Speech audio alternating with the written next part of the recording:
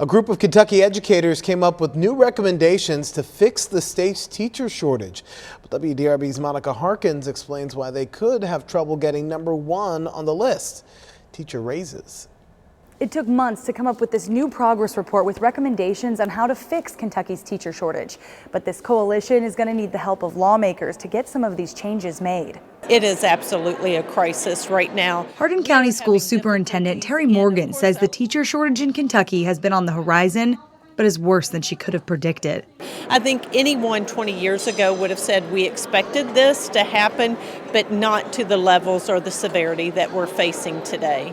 In an effort to find solutions, Morgan co-chaired a new coalition focused on teacher retention and recruitment. The group of about 125 people was mostly educators, but also included business and labor stakeholders. And that, at the end of the day, is our goal for not just lifting up our kids and our teachers and our schools, but for lifting up this economy for generations to come. The coalition came up with 6 recommendations. Superintendent Morgan says with inflation, a top priority is a statewide educator pay raise.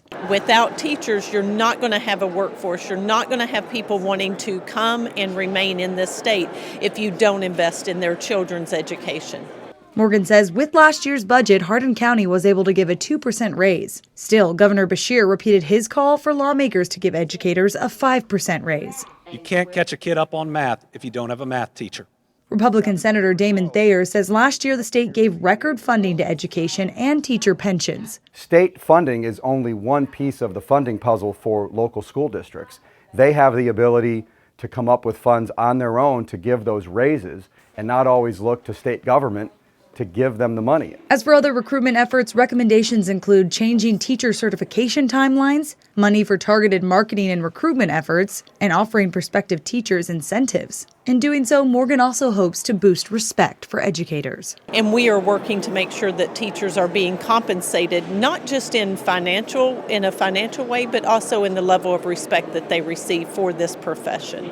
The discussion on the Kentucky teacher shortage will continue next Tuesday in the House Education Committee.